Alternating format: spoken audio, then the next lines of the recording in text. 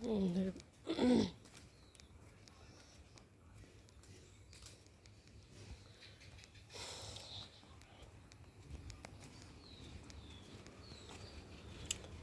তোমাদেরকে দেখাবো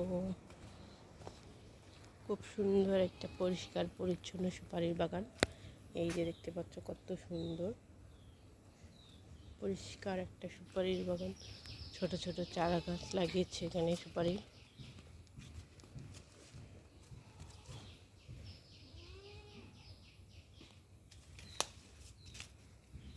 এখানে অনেকগুলো গাছ রয়েছে, দেখতেই পাচ্ছ তোমরা পুরো বাগানটি জুড়ে।